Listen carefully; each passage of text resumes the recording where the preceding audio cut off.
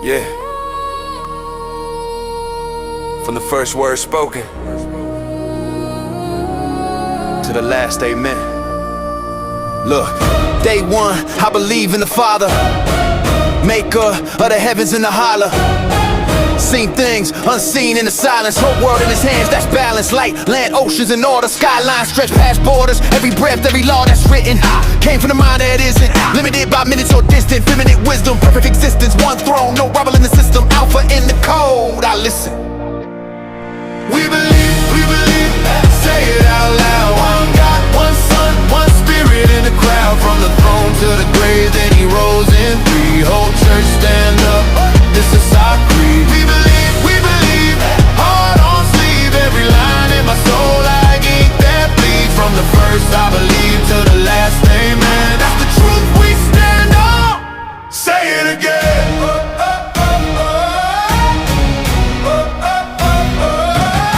In the sun, only one sin. True God, true flesh, that's intent. Born from a woman, promise in the womb. Royal in the manger, glory in the gloom. Walked dust, felt hunger in the heat. Love wore sandals in the street. Spoke life, storm, heard wind, froze. Touch of his hand, blind eyes rose. For I say, took the blame, that's sentence. Cross on his back, that's penance. Laid in the grave, don't shut dark deep. Third day, sun up, death fell asleep. Lifted up, backseated with the Father. All things under him, why bother? Running from grace when the gate wide, he'll come blazing. Judge day, no size. We believe, hey. Say it out loud. One God, one Son, one Spirit in the crowd. From the throne to the grave, then he rose in three. Whole church stand up, this is our creed. We believe, hey. Heart on sleeve. Every line in my soul like ink that bleeds. From the first I believe to the last, amen. That's the truth we stand on. Say it again. I believe in the Spirit, breathe in the lungs. Fire in the room when the praise gets sung. Oh yeah.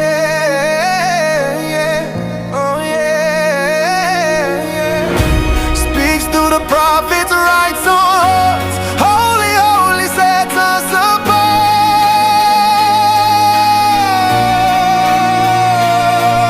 One church, one hope, one birth.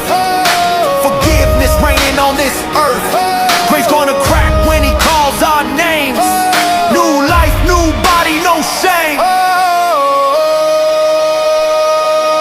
We believe. Say it out loud. One God, one Son, one Spirit in a crowd. From the throne to the grave, then he rose in three. Whole church stand up, this is our creed. We believe, heart on sleeve. Every line in my soul like ink that bleeds. From the first I believe to the last, amen. That's the truth we stand on. Say it again.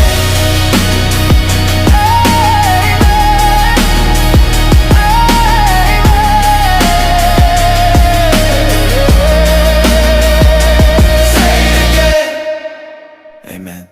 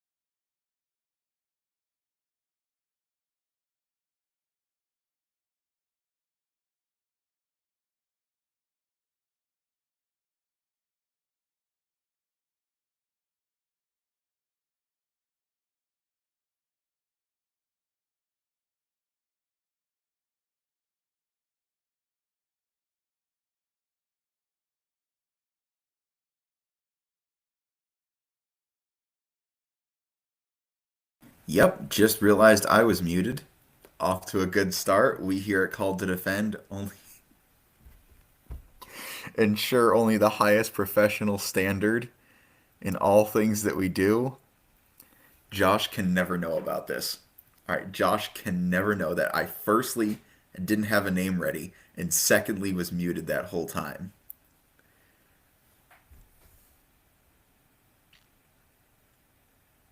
So this is why I need him here, right? This is why, which he can also never know that I said that. But as I had said when you all couldn't hear me, welcome to the Call to Defend podcast, where I am using a nuclear device to create explosion in my kitchen. Because, that's what Ramadan is all about. And, I mean, you probably saw it, but I'll say it. I'm using the nuclear device, aka microwave. Alright, Chaos, I don't need that right now. Alright, I'm not thriving, my guy. I don't have a name yet. It's still the fish one.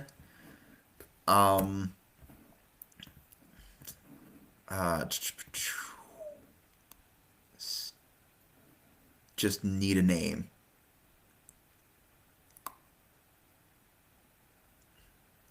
Nothing is coming to me right now. That's weak. I was going to say muted microwave, but no, hang on. We can do better than that.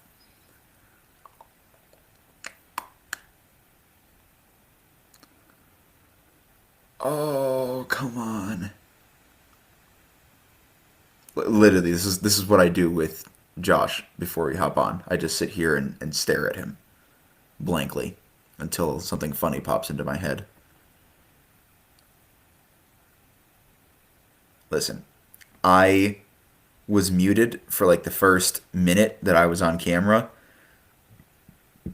You can't expect my brain to move that quickly, because clearly it does not move quickly enough to unmute myself. I mean, normally, it wouldn't be an issue if I were unmuted. A radio DJ name like Caleb the Magnificent. Yeah, the problem is, whatever I just did in terms of being muted was not magnificent. That was that was pathetic, truthfully. I just need something, anything, for the name. I noticed you were muted. Oh, well, gee, thanks. Chaos, you could have said something. But instead you just let me sit there and fail and flounder, which is a fish pun with the current name that I have.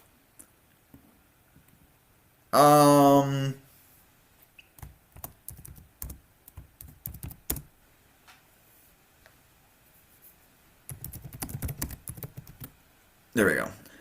Yep. Pop, pop goes the IED. Because, I'm going to be making popcorn. We're going to be talking, of course, about the attempted terror attack. I say attempted because it did not work, but did create a beautiful little D-Wood video that we are going to watch simply because I didn't have the time today to pull actual clips. I am now working 2 jobs on top of prepping for teaching a class, since Josh is a bum and cannot teach these next few weeks. So I am going to do that. Excuse me. So I am going to be filling in teaching, and so I have just been swamped. Job 1 has me at 30 hours a week. Job 2 has me at 15 hours a week. I have a family, and I have the class that I'm teaching. I have other projects for CTD that I'm working on. So I'm a little hectic. I'm a little chaotic. I'm a little bit scrambling to get everything together, but we're going to get there. And so I say all that to say I took the lazy way out, and we're just going to watch David Wood's video. I don't really want to. I'd rather do my own thing, but I can still extrapolate what I want to do from his video. I can picture you doing American Top 40. I don't know why, and you saying this Caleb the Magnificent, and this is America's Top 40. Let's get to the countdown. Let's see. I can break out a DJ voice for that. And this is American Top 40. Let's get to the countdown. Kind of came off more game show host than I meant it to, but that's okay. All right, first order of business. Oh, I'm breaking everything. And then the second order of business is to see How long do I microwave the popcorn for?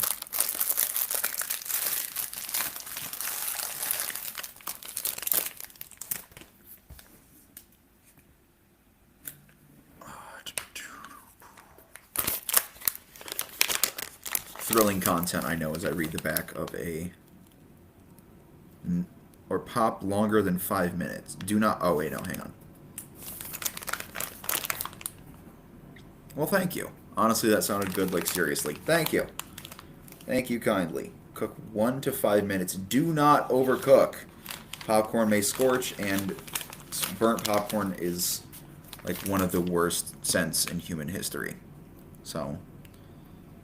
Yes, sir. Popcorn. Well, I figure, you can sit back and celebrate the failed explosion with a successful explosion.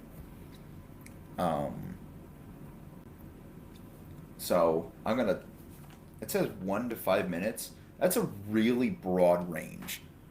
Like, either it takes 60 seconds or it takes 300 seconds. Your choice. Right? When you think about it like that, that's a really broad range. So, my microwave smells like fish because I microwave fish sticks in it, which is just not a pleasant thought. Or a pleasant scent, rather. Microwaved fish, but here we are. Wow, that's strong, too. Oh, I gotta clean that microwave. Microwave on high until bag is expanded, and popping slows 2 to 3 seconds between pops. Alright, so we're going to slap it in there for the max amount of time, and just keep an ear out.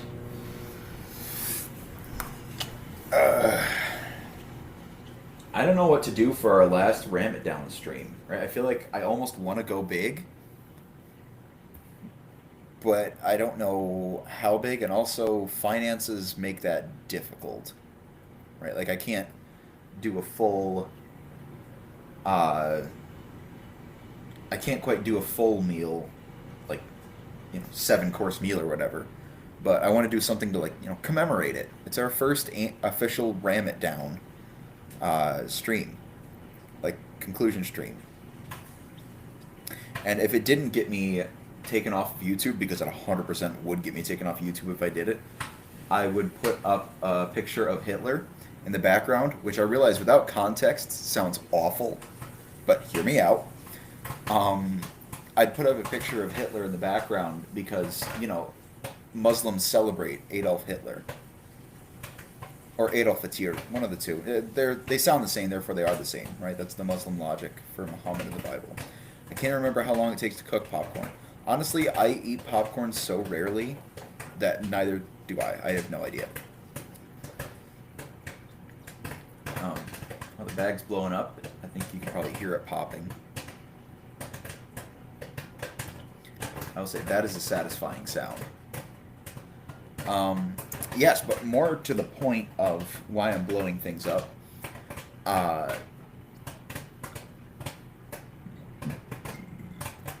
Excuse me. More to the point of why I'm blowing things up. There was an attempted terror attack in New York City. And I know, you're surprised, Muslims committing terror acts in New York City. Big shocker. I can hear it popping. Yeah. No, it's cooking.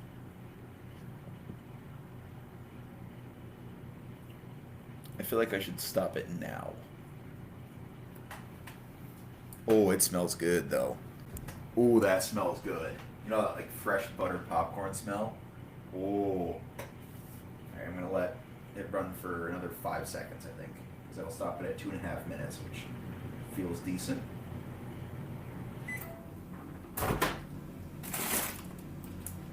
That is really hot. Wow. That is next level hot right there. Toasty! I don't know if y'all can see the steam coming off of it. Yeah, there it is. Woo-wee! Alright, we're going to let that cool. Similarly to how tensions should have cooled. Oh boy, are we starting an Islamophobia arch again? I thought we found out this was all BS in 2003. I'm not sure what you mean by are we starting an Islamophobia arch again? It turns out that when two people of the Islamic faith scream Allahu Akbar and then throw an IED into a crowd of people, that's a newsworthy event. I know it's shocking, but also if you're familiar with the channel at all, you know that we do polemics for Islam, right? Like we do polemics against Islam, so that way people can come to know the truth of Christianity, right? That's the whole point. So, no, I'm not an Islamophobe in the sense that I don't have an irrational fear or hatred of Muslims. Quite the opposite. I love them and I want them to come to the truth of Jesus Christ. I don't want them to remain in sin. I want them to, firstly, avoid hell, right? Which is what we talked about, I think, last Thursday, I think we did, which was the video where it was very clear that Muslims, according to the Quran, are going to hell, which, yeah, I think that was last week, was the Quran contains divine truth. And then this week we're going to be talking about the Ramadan attack here. So, nope, it's not really an Islamophobia, quote-unquote, thing. It's more of a, hey, here's the truth, here's why this is important, let's talk about this world political event and how it factors into the real issues that we face today. There was, I think, two earlier today. Oh, yes, I don't know anything really about the synagogue shooting. I have not had time to, yeah, one of them is at a synagogue. Butter on popcorn winning combination, absolutely. It's a classic. That voice tone you did, I'm not really sure what the voice tone I did was. But yeah, I have not had time today to look into the synagogue shooting. I guess I can kind of do it now, but I don't know if anybody was killed. I don't know if anybody... Okay, the suspect is dead. Okay, so it looks like he rammed his car into the synagogue, and then I'm not sure if that's what killed him, or if that's how he attempted to attack, and then that's... Okay, yeah, so it says I'm on CNN right now, which we're going to talk about CNN, my friends. It's, when you got out when you got the bag of popcorn out was why I said that. Yeah, I just don't remember the voice that I did.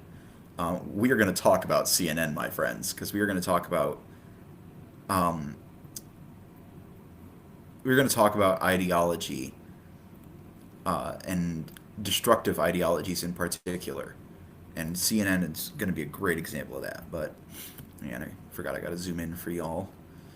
And not just because I'm blind. I'm, like, seriously blind, though.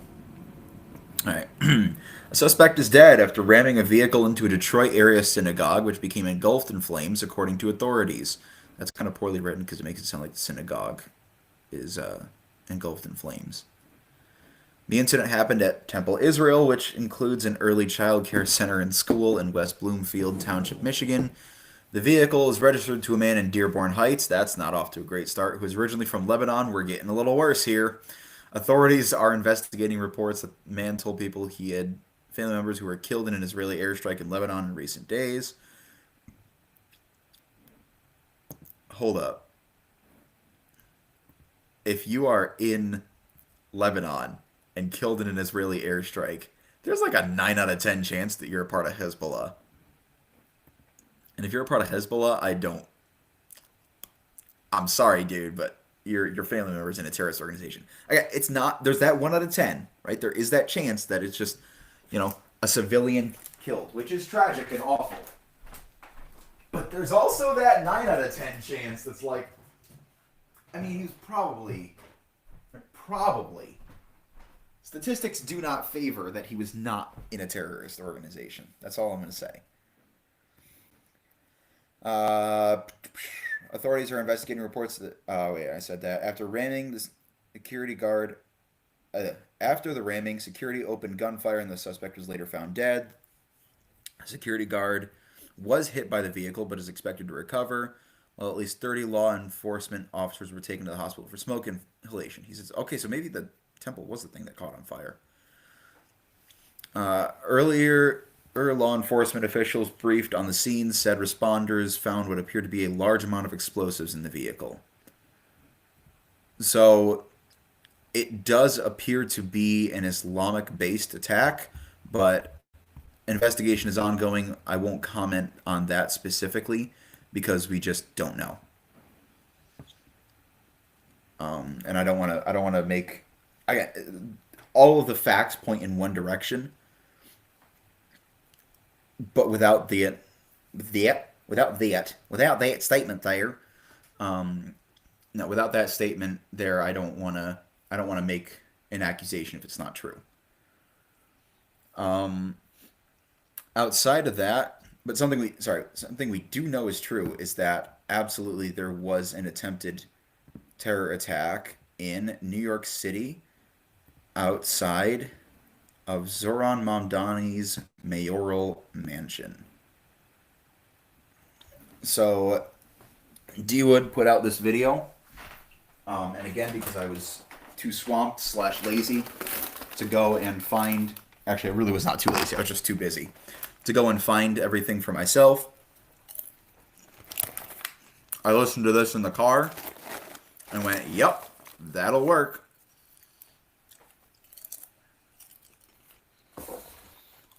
So, get back here. Alright, that popcorn is a little burnt, but that's okay. So I'm going to eat my popcorn, and we are going to watch a movie. And we'll talk about sort of the ideologies that lead us to this point. Oops, I gotta fix my microwave. I'll do that while this plays. Nothing says Ramadan like a good old bombathon. Jihadis from Pennsylvania. Yes, we have Pennsylvania jihadis in 2026. First, we had Illinois Nazis. Illinois Nazis. I hate Illinois Nazis. I'm going to be honest. I have no idea what reference that is. I have not a clue. If anybody knows, feel free to put it in the chat. I have no idea what that reference is. Now we have Pennsylvania jihadis. What's next? California commies? Oh my goodness, there are tons of California communists. South Dakota Satanists? Hang on. Firstly, duh. Right, like California has been arguably communist since the early aughts.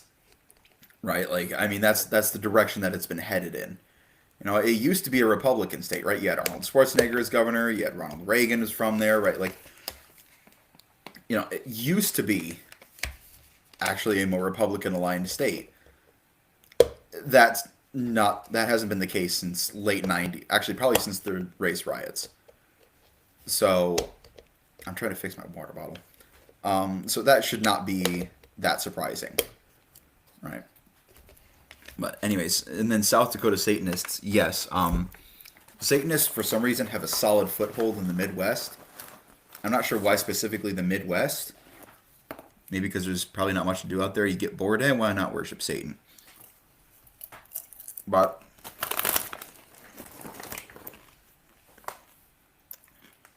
how's the ASMR popcorn chewing?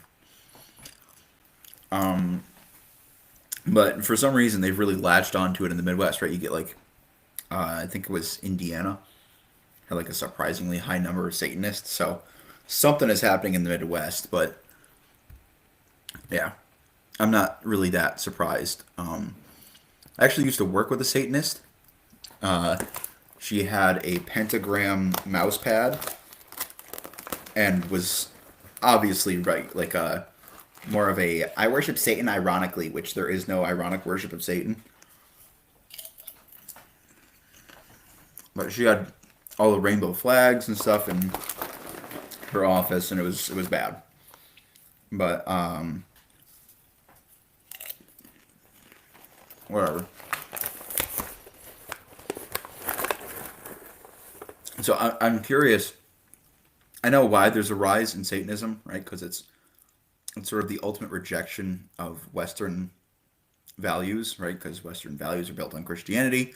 People in the modern days look at Christianity and say, or look at God, the Christian God, and say, what's the opposite? Oh, it's Satan. They're not opposites, right? Opposite means they have equal play. They don't. Satan has nothing on God. Which I saw a clip recently. I don't remember what it was from, of a Christian just taking Satanists to town. And one of my favorite lines that he said, oh gosh, how did he put it? He was like, you're trying to call your boss back, but he's already lost. Like, that was such a great line. But anyways, so I understand why there's a rise in Satanism. I don't understand why it's specifically in the Midwest of America, but anyway, so yeah, South Dakota Satanists should not be that surprising either. Great day in the morning, there are South Dakota Satanists. Mexican white supremacists? Okay, I give up. This is bad, and I blame Mike Winger. But back to the... Of course, the Mike Winger. Clearly, he has done so many horrific things to make this the case that we now have Satanists in the Midwest. Clearly. Anywho. Pennsylvania jihadis who pledged allegiance to ISIS and tried to bomb protesters in front of Mayor Zohran Mamdani's mansion. Ramadan 2026 started in New York City with Muslims gathering for a prayer show in Times Square where they openly fantasized about slapping Christians. What did Christianity teach you? Let me teach you. Let me show you something. Come and bring your cheek over here so I can slap it and you can turn the other cheek. And it's only... So, that clip is actually extremely important. And we already talked about the Muslim call to prayer that happened in Times Square, right? But I want us to bring this clip up and show people this clip every single time a Muslim says that they respect other religions and they shouldn't be persecuted. They'll say persecuted, but really, like, it's more so they shouldn't be challenged, right? You shouldn't attack Islam with arguments, but they'll say persecuted, right? They shouldn't persecute us, because we would never do the same to you. Right, so I also don't remember who it was necessarily. It was Bryce. His last name escapes me. It's the dude with like ginger blondish hair that does a bunch of apologetics and Christian stuff on YouTube. He was interviewing Sam Shamoon, and Sam Shamoon talked about the 3 stages of Islam, which I've talked about in the past. Where it's stage 1, if you are in the minority and you can't take power. And we're going to talk a little bit about this later when we talk about how CNN kind of overlays with this. But stage 1 is you can't take power, you're in the minority, pretend to be their friend. Right? Takia. Right? Lie. Like the Muslim sources openly say this. They're like, yep, just lie to become their friend, to gain their trust. Stage 2 is you're an Islamophobe. How dare you attack us? Everything you're saying is false. And that's when you start to get not quite majority, but enough to really start making an impact, right? So you're seeing that kind of in Britain. Right? Britain is stage 2, bordering on stage 3. Islamic takeover. Right? So you're right now in everything that is said against Muslims is Islamophobic. You can be prosecuted for being too mean to a Muslim, right? Like, you essentially are just welcoming in Islam. And then stage 3 finally is we have the numbers, we have the means.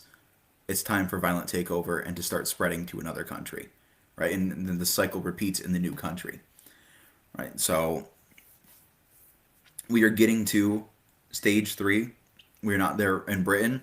We're not there right now. Sam said we were at stage 2 I don't necessarily agree here in America that we are at stage 2. I think we're making our way there, though. I think right now we're still at stage 1 because Muslims are very much in the minority. And they're kind of overplaying their hand a little bit. I don't think they realize how big America is, right? Like Muslims have never conquered a country as geographically big as America, right? And population wise, as big as America. I think they're playing their hand a little too quickly here. And it's the same mistake that the left made with transgenderism, right? They went from, and I'm jumping ahead in where I want to be, but they went from just tolerate us to just accept us to just affirm us to you must affirm us. And they did that with homosexuality. Well, first, arguably 19th century feminism, then 20th century feminism, then 21st century feminism, right? You get that kind of, as people call it, third wave feminism, then homosexuality, and then they're like, and by the way, men can be women. Right? They just led with that, and they led with the you have to affirm and accept this. They didn't coax the people into it like, you know, Muslims do, as Sam was pointing out, or, you know, as they did with the other ideas. They didn't coax people into them. They just immediately came out with the affirm. And people went, whoa, no.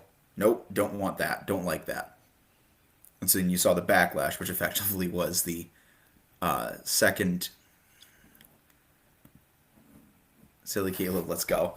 How you doing, Preston?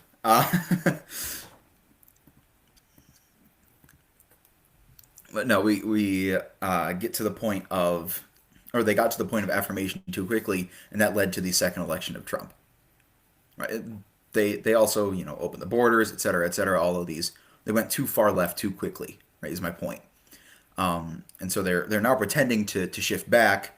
We'll talk about that a little later, but when the Muslims are openly practicing stage 2 like this, right? This is stage 2. Right? This is no longer pretending to be our friend, because they believe that since they've taken New York City, they've essentially taken cultural America. Muslims have never taken a place like America before. It's geographically massive. It's culturally massive. It's population-wise massive. Right? Like, there is not quite a place on earth like America. Because you have countries like Russia, who are geographically bigger, but population-wise, culture-wise, they're not, right?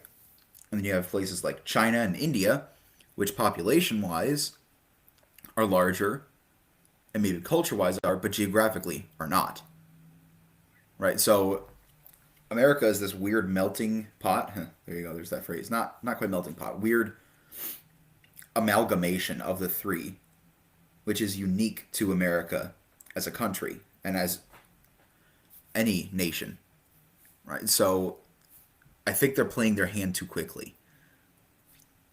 They're starting at stage 2, right? They're starting we are no longer your friends. We are going to make fun of you. We are going to go after you. We are going to attack you.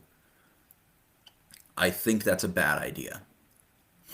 I think they're going to do too much too quickly, and it's going to come back to hurt them. But I mean, that's my own prediction. I could be wrong. I could be right. Who knows? But we're going to get back into the video here. That's what I wanted to say about the clip, is just every time Muslims try to pull stage 1, show them, nope, your Dawa guys are already at stage 2. They're already openly attacking us. So don't bother lying to me, because I already know. Gone downhill from there. On Saturday, protesters gathered outside the mayor's mansion to protest Islam.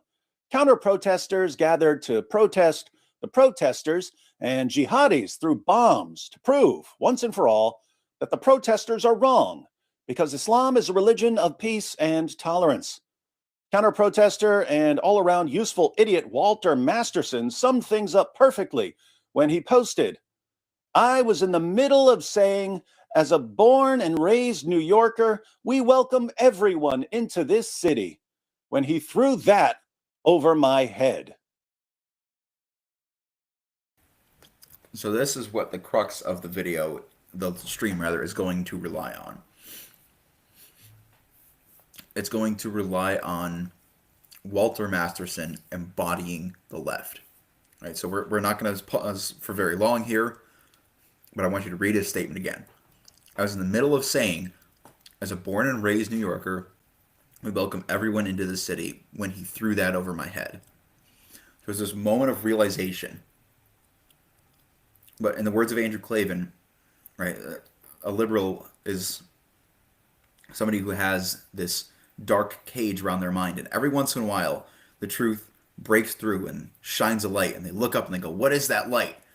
And they don't know it, so they cover it up and keep it in the dark because they're scared of what they don't know.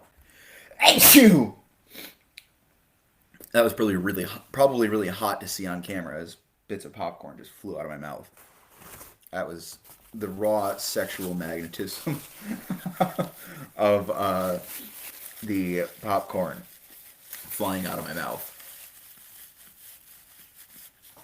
A statement I'm sure my wife is proud of. Anyhoozle. So yeah, keep that in mind. Keep in mind the realization that he has in this statement. And then we'll talk about it a little later. Through what? Let's find out. We were born and raised in New York, and we want everyone here to stay in New York. You don't get to come from outside and then tell everyone else. Let's watch that again. We were born and raised in New York, and we want everyone here to stay in New York. You don't get to come from outside and then tell everyone else.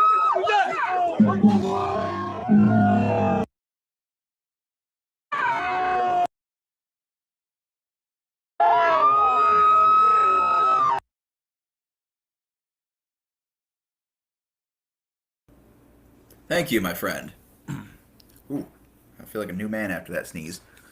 Alright, but I want to slow this down because this part, as horrifying and awful and horrible as this attack is, it kind of made me laugh. Once I knew nobody was hurt, it kind of made me laugh. Like, literally, he posterizes him right there. Like, dude, straight up, it kind of looks like he's going for a dunk on him. I'm not going to lie. That's, for some reason, that's all I could picture.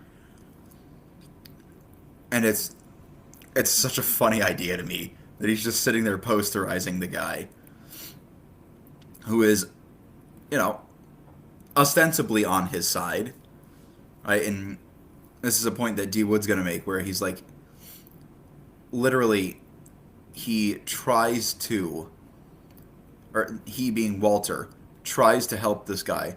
And so, in response, the guy literally physically uses his body to get a better angle in order to throw the bomb farther and make sure it reaches its target. Like, that is just... You cannot write stuff better than that. You cannot make things up better than that. See? Yeah, no. It's funny. He literally just posterizes him. And it's like, wow, that right there should be a photo that is played. You know what? I'm going to do it. We're just going to... that photo should be everywhere. That photo should be everywhere. That is Islam for New York City. Right there is terrorist posterizing useful idiot, as David Wood called him. That has to be the image going forward, because we are going to see corruption of what actually happened. This image needs to be the face of Islam in the West. Because we are going to see active efforts to try and undermine the truth of what happened. So let's keep going.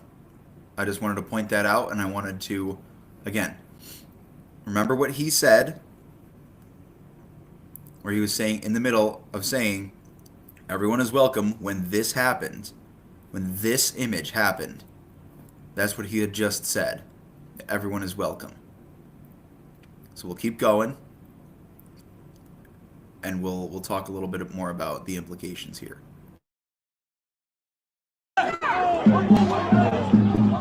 Notice how the jihadi uses the useful idiot to vault himself higher as he throws his IED like a girl. Kind of fitting, don't you think? Jihadis physically using the people they've been psychologically using for decades. After throwing one IED, Amir Balat, whose parents moved here from Turkey, ran to his partner, Ibrahim Kayumi, whose parents moved here from Afghanistan, to grab a second IED.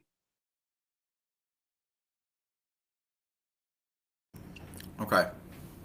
So that's actually important. And I have not heard a single human being talk about this. David mentions there casually, but almost intentionally, but doesn't go further with it, and I wish he did. Because he can probably articulate it better than me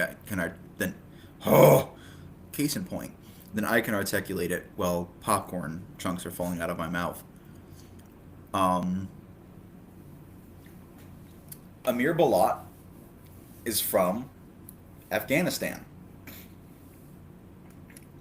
Ibrahim, I already forgot the guy's last name. Doesn't matter. Kayumi. That was it. Ibrahim Kayumi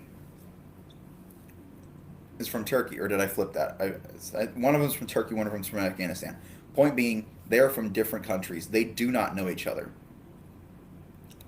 They meet up and are radicalized inside of the United States.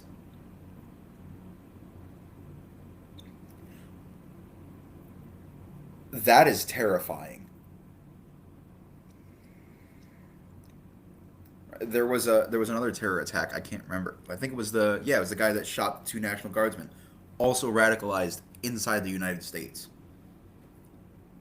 Once is a coincidence, twice is a pattern. Right. This suicidal empathy from the West is leading to radicalization towards terrorism inside the West.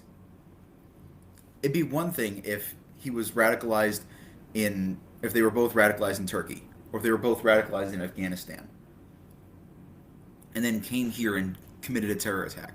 That's not what happened.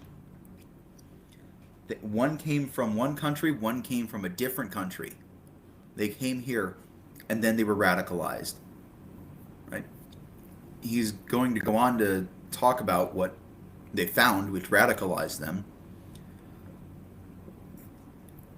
They found that here. Right? They watched videos of ISIS practicing jihad and were radicalized by that. They did that here. They did that in the West, in the United States of America, right? The capital of the Western world. That's what the suicidal empathy is leading to. That's what people like Walter Masterson are leading to. By saying all people are welcome here, you are embracing their ideologies too. And when you embrace their ideologies, they become radicalized in those ideologies in your country. See, we can ask like a bunch of questions of how could this happen? What changed? What changed is America used to, the West broadly, used to say if you were going to come here, you were going to become Western. Right? If you are going to come to a Western nation, you are going to take on our values. You can bring some of your food, right? You can bring some of your heritage and your culture, but anything that contradicts Western values, you leave there. We don't want that. And if you're going to bring that, you're not coming here. Now that may sound harsh, but it's reality. It's how societies are preserved, right? You need societal borders. Forget geographic borders for a moment. You need societal borders. You need community-based borders. You need ideological borders. Because if you just let anyone in, then you have no ideology. Right? This is the reason that I say Unitarians aren't Christians. And they aren't saved. Because to be a Christian is to worship the one true triune God as Christ himself laid out. Right? Go therefore and make disciples of all nations, baptizing in the name, singular, of the Father, Son, and Holy Spirit. 3 persons. Thank you. Right. This is not us trying to be isolationist or being racist or Islamophobic, as the comment earlier said. This is simply because if you have any sort of ideology at all, you must place limitations on what is allowed into it. If I as a Christian were to say, right, Muhammad is a true prophet, I have ceased to be a Christian. Right? Or if I, as a Muslim, right, let's say I were a Muslim, and I would say Jesus Christ is the Son of God, and God is triune, well, I've ceased to be a Muslim. Because the borders of the ideology do not permit that. And if you enter that in, there is no more Islam. Just like if we enter as Christians and say Muhammad is a true prophet, there is no more Christianity. There is no more following of Jesus Christ. If we, as a Western nation, which we already have, remove the ideological barriers, the societal barriers to entry, and say, you can come and bring your ideology, there is no more Western society. And you will get that posterized picture everywhere of terrorists, of criminals, of violent thugs coming and psychologically, as David mentioned, societally, and literally physically using Westerners. Not just, the protest that was taking place in front of Zoran Mamdani's mansion was a white supremacist one, right? It was led by a guy who said America is white. Now, America is largely white. It was built by white people, yes. But you don't have to be white to be an American, right? Like, it's not about a race thing. It's not you have to accept white values. No. It's accept the values that built the society. Western values. If you are going to come here to the West, you must embrace Western values. If you do not, you cannot come here. That's what the West needs to say. And instead, it has abandoned that and said, nope, all worldviews are equal. They're not. They're not. The Eastern values, right, the values of the Middle East, of the Muslims, are to kill your way to victory. The values there are to prove yourself right by subjugation, right? Might makes right, essentially. That's the logic that these two men accepted, right? And now they're getting called teens by the media. They are men, right? They are of age. One is 18, one is 19, I believe. They are of age.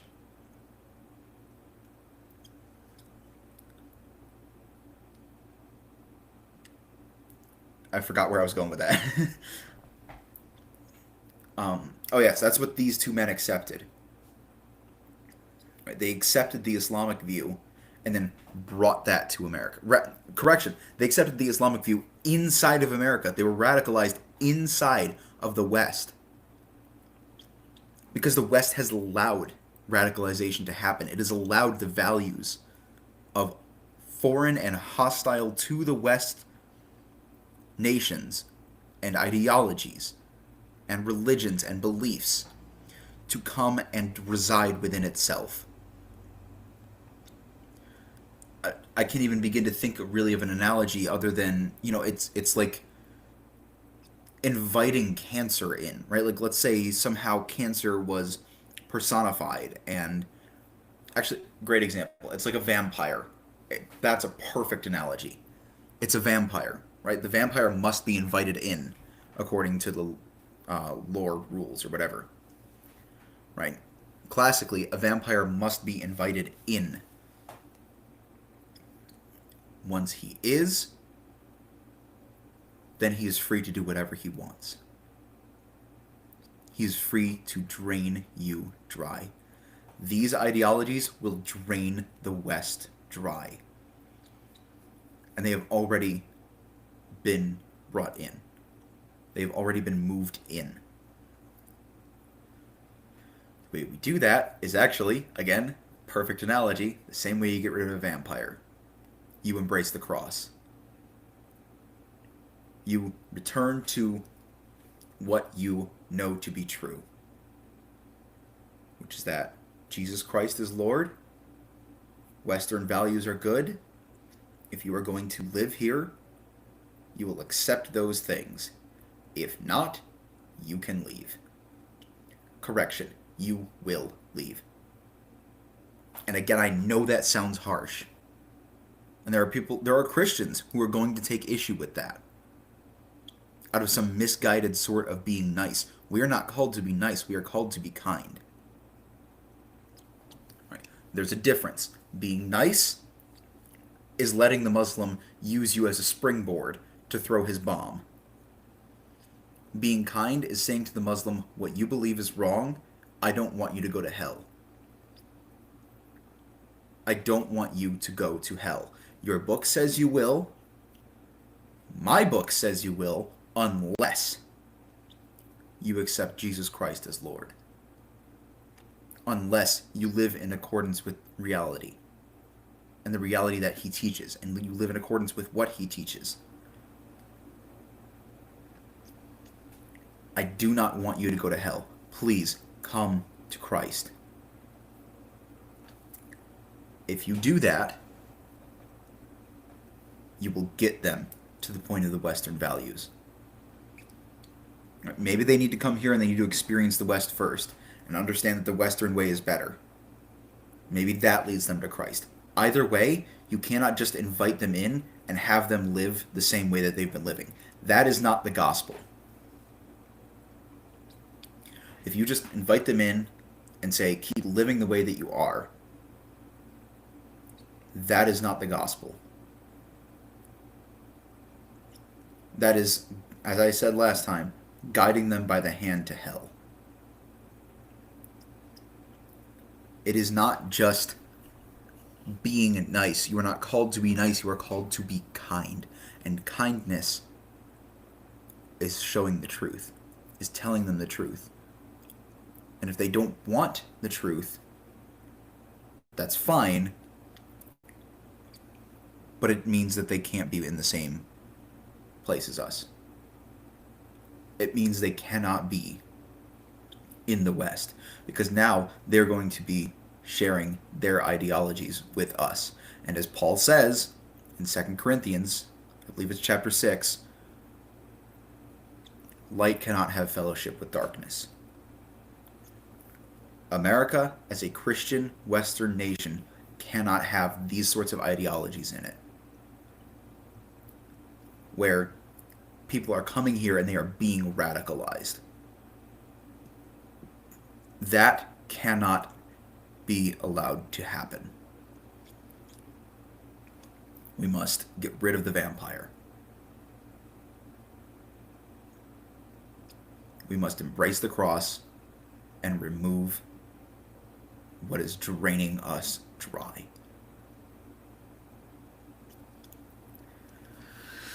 I wish more people would get that takeaway, that these ideologies are already here. People are asking, is it too late for New York City? They're missing the point. The broader question is it too late for the West? The answer is no.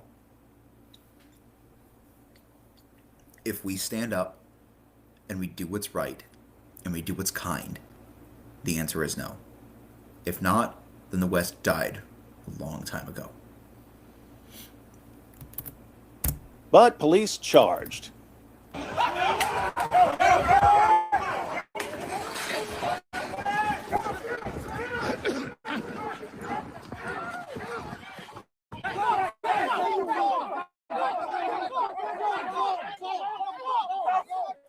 Fortunately for everyone, Dumb and Dumber Jihad Edition didn't spend much time learning how to make the IEDs, so the devices didn't detonate properly. And the pea-brained pair instantly started self-snitching. Both defendants have admitted that they acted on Saturday because of ISIS. As Qayumi was being placed into an NYPD vehicle, a person in the crowd asked why he had done this. Qayumi responded with ISIS. After being advised of his Miranda rights,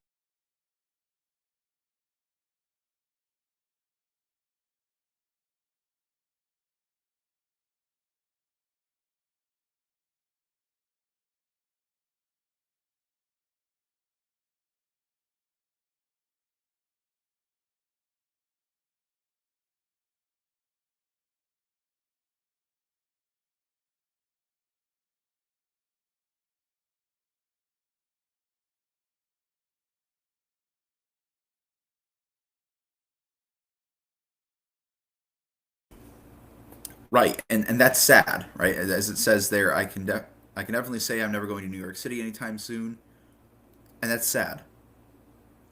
That's sad. Right, as it says, they were radicalized in New York City. I agree with you.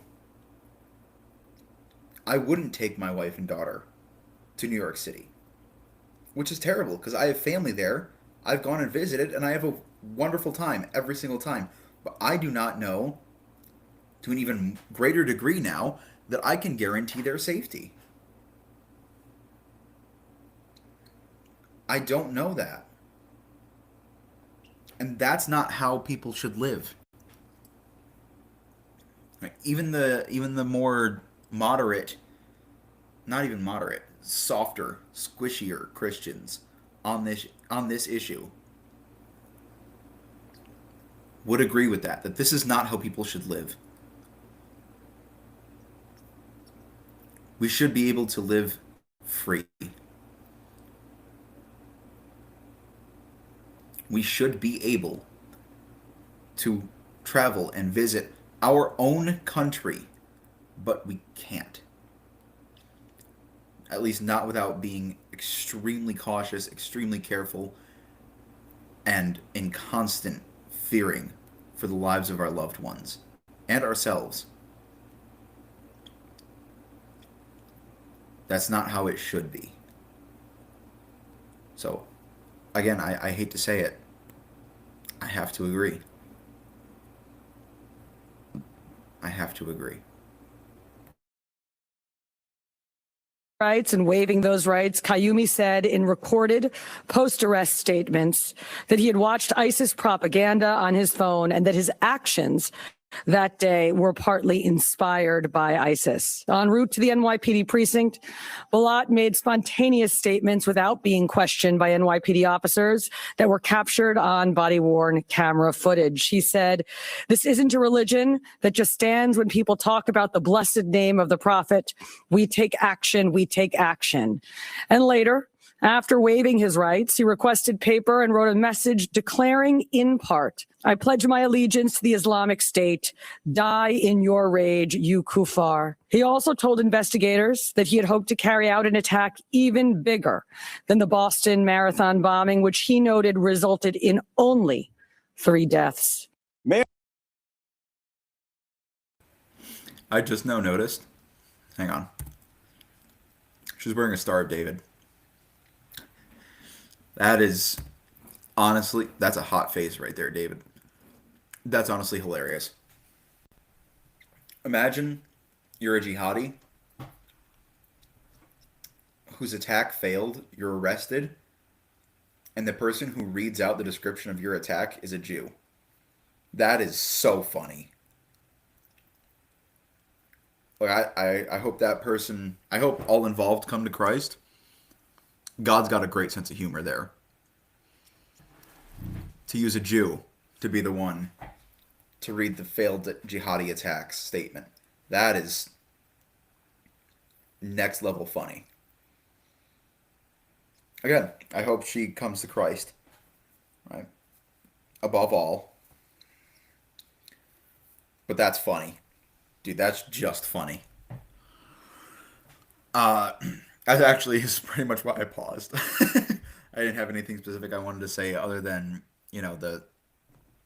the command there, and it is a command, to die in your rage.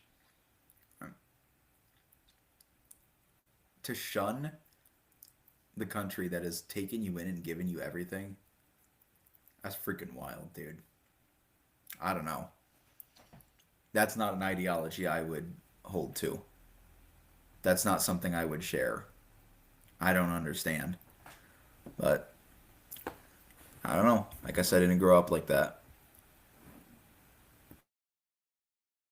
Mayor Mamdani was quick to label the protesters white supremacists.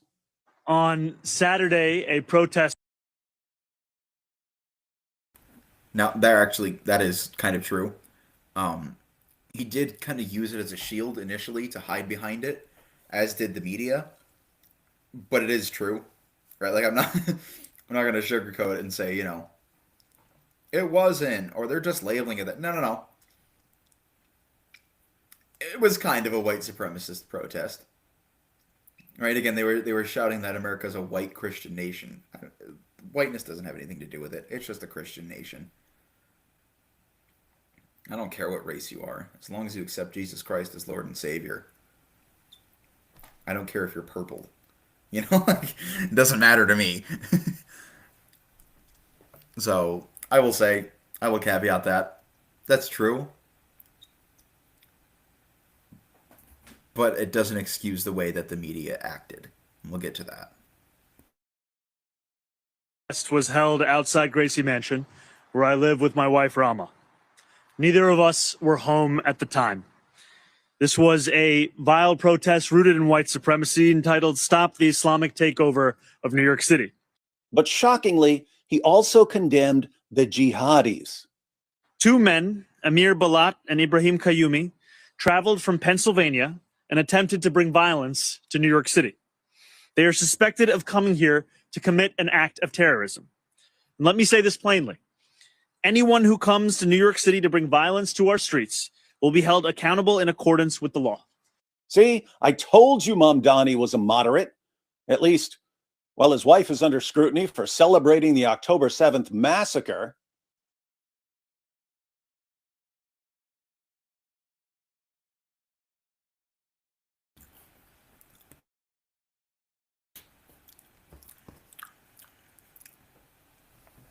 Congratulations. You played yourself. I think it just goes to show. Like he said the right thing, Mamdani. He doesn't believe a word of it. Right? I mean, it's just takia. Right? It's just lying for the faith. That's all. That's all it's ever been. That's all it ever will be. Because that's what the Islamic faith teaches. We celebrate the killing of the Jews while my husband goes and condemns the attack. Also, how dare she not wear a hijab? She's not wearing a hijab. Because, if your hair is exposed, who knows what a guy might do. But yeah, so just the blatant hypocrisy of it is delicious. That's all I really wanted to say there. It's just it's sad, but it's also good because it gives us a nice example of they are straight up just lying to you. Right? Just like with the Warner who said he wanted to slap Christians right? Or invited Christians to come be slapped. Right? In full mockery there, right? Just like that, it's all about lying to get people on their side. That's all it is. That's all it ever has been.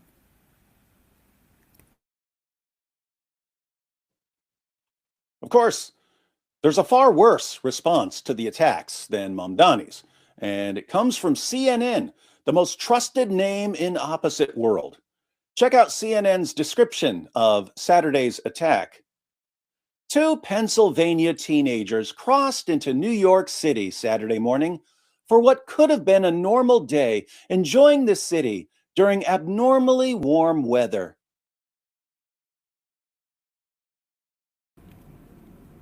I think Nick Freitas had the best response to this, which is he's reading the headline and he stops acting along with it. He's like, oh, wow, that's lovely, right? Like, that's so nice that 2 Pennsylvania teenagers got into New York and were just there to see the sights, right? And enjoy some things. I'm sure you can read. If you're only listening, I'll let David continue. But it gets bad.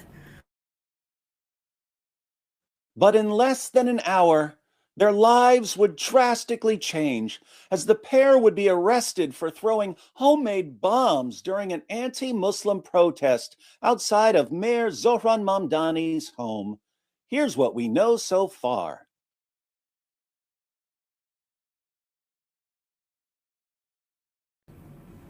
If you read that headline,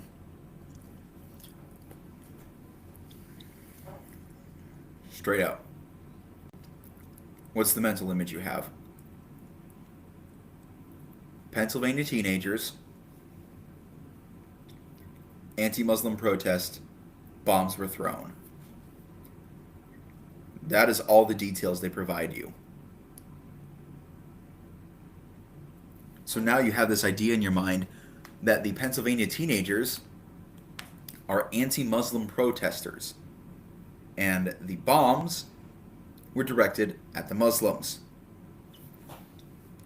I don't know how many anti-Muslim protesters scream Allahu Akbar before they try to blow you up.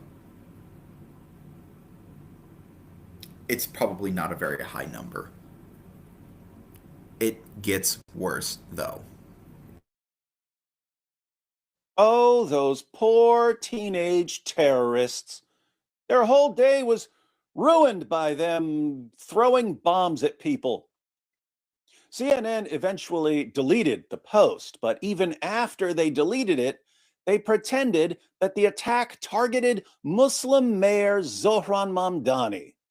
2 Republicans say Muslims don't belong here after an attempted terror attack against New York's Mayor Zohran Mamdani. After an attempted terror attack against New York's Mayor Zohran Mamdani. After an attempted terror attack against New York's Mayor Zohran Mamdani, and the House Speaker Mike Johnson says nothing really to condemn those comments.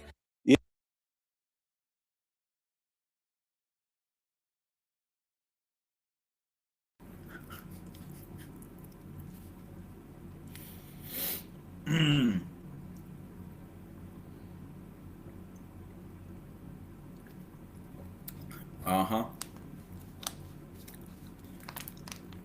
Uh-huh. CNN, the Caliphate News Network. My goodness, dude. Right, and I don't even really blame Abby Phillip necessarily.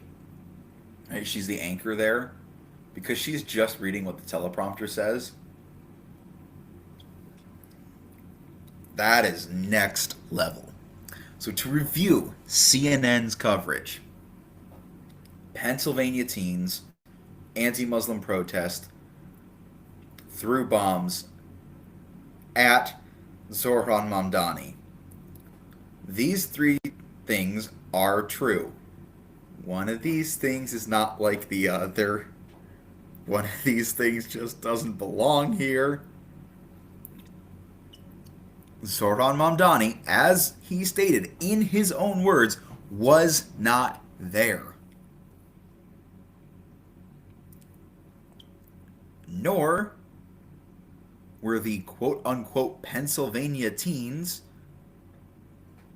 which conveniently we leave out the details that they are Muslim men,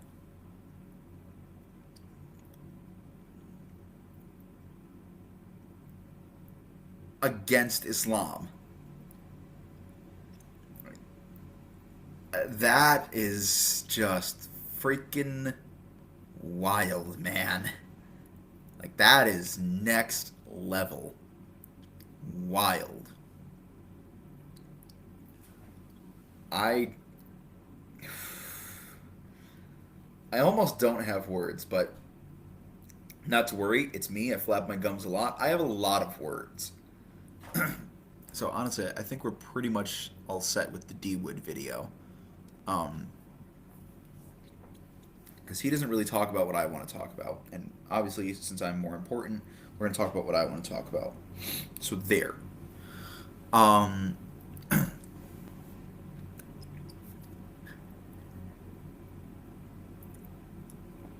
I struggle to wrap my mind around the genuine suicidal empathy of the West.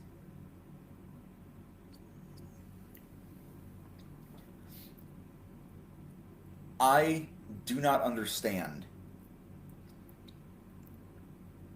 what makes the left specifically, right? And I'm not trying to be political here, but it's hard to not be. What makes the left specifically so desirous of the West's downfall? Right? But ultimately, it's because they pursue the same thing as the Muslims, which is absolute power. Right? For all of human history, the liberal, lowercase l, has desired to have complete control. Right? So the very word liberal, right, implies some sort of liberation, right? Implies that you are not in control. And where we get the terms left and right from are from the French Revolution, right? Where the left side is the atheistic totalitarian side, right? Maximilien Robespierre, for example. Right? These guys who wanted to grab power, who wanted to seize power. That is the end goal of the left, of the liberal. The end goal of the Muslim is to grab power. Right? That's what Muhammad did his whole life. His whole life. He practiced the 3 stages that we talked about. He went from friendly, right? Like Medina is a great example of this. Right? He went from friendly to accept us to we rule you. Likewise, the Muslims of today, we are in stage 1 right now, crossing into stage 2.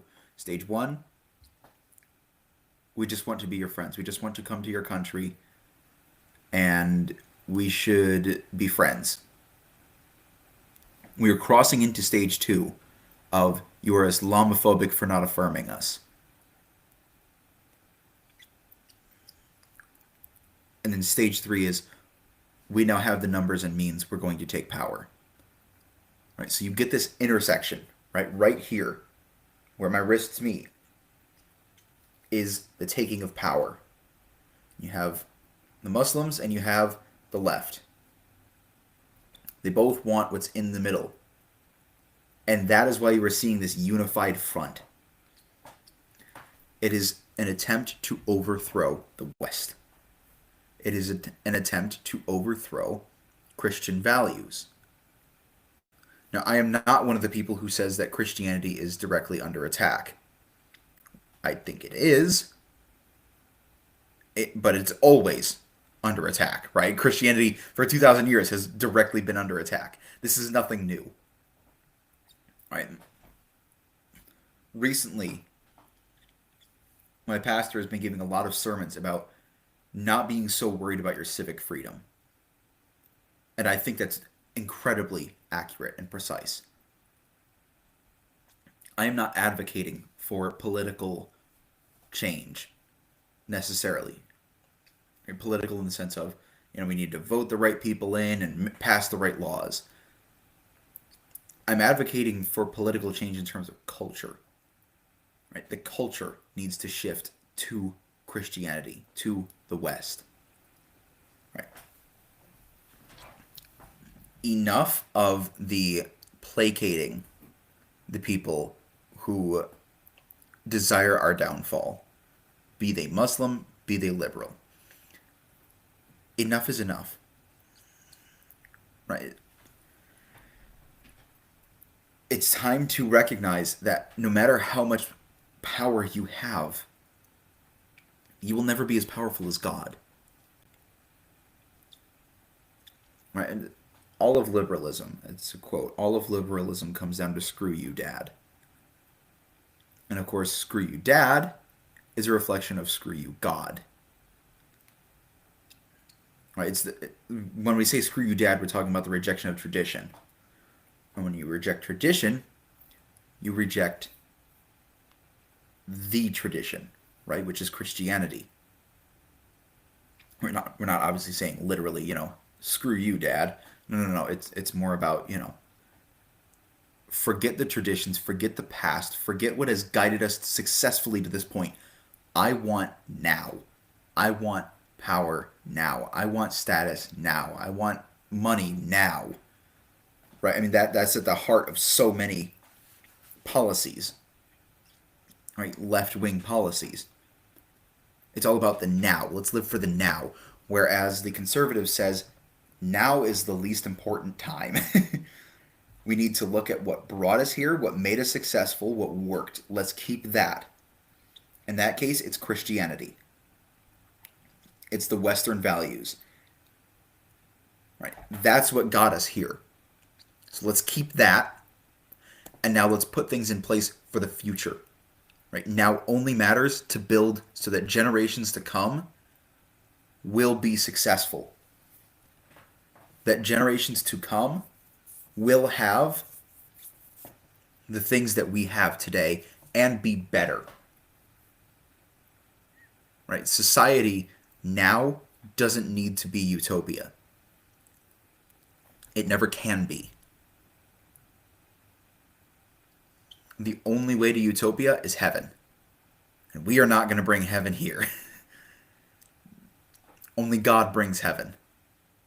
And he brings us to heaven. So, enough of trying to say to ourselves, well, we know what worked, but maybe we'll let them have a try. No. Just do what worked. Follow Christianity. Reject Islam. Islam has never worked. It has conquered, and then it has crumbled.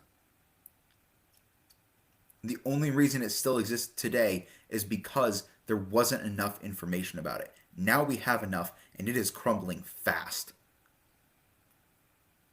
So stop being so suicidally empathetic, quote unquote. Because you're not being empathetic. You are not being kind. You are being nice. And nice guys finish last. That phrase is very true. In some aspects. In others, not so much, right? Holding a door open for somebody is both nice and kind. You're not going to finish the last holding a door open for somebody. Unless I guess they walk through it first, but that's neither here nor there. And it's being a little too semantic, a little too literal. Nice guys in ideology finish last. I'm getting popcorn on my teeth. Nice guys in terms of society finish last. It is the kind, it is the strong who go out and make things happen. Not might makes right, but those who are strong in their ideology and who have a strong ideology. Islam is a weak ideology, hence why it needs might, right? It needs power to exist, because it cannot exist if you can question it. Leftist totalitarianism is the same way, right? If you can question it, you will find the flaws. And if you find the flaws, you won't want to do it. So they need to get to a point where they can no longer allow you to question them. Right? They want that intersection. Both want that intersection. And they're going to work together to get it. It is our job as Christians not to violently fight back, not to even necessarily effectuate policy change. Right? Ecclesiastes and Hosea are both very clear that the culture will shape the politics. Politics does shape culture, right? It's the Ouroboros. But if the culture will produce politicians, right? That's what I'm trying to get at. And then the politicians will inform the culture going forward. We need to set a new culture. We need to grow a new culture. We need to embrace a new culture, because the current trajectory that we are on is the death of the West. Now we can fix that. We can fix that. As I mentioned earlier, going out, preaching the gospel, preaching Christian values, showing that they work, right? Showing that these things are true and that they work. If we do that, we will be more successful. We will save the West. If we don't do that, then the West has died, and it did so long before our time. That's really all I got for today. Please go out, preach the gospel, right? Live in a way that is true. Live in accordance with Christianity. And in doing so, you will show people what works. You will show people what is truth. And you will make an impact. And you can make an even greater impact by hitting the like and subscribe button. Let us know down in the comments below what you thought. What are some ways that you think that we can start to take our culture back and start to reshape minds towards Christ? I would love to hear from you. I know Josh would as well. And with all that said, Lord willing, guys, we will see you in the next episode. Peace.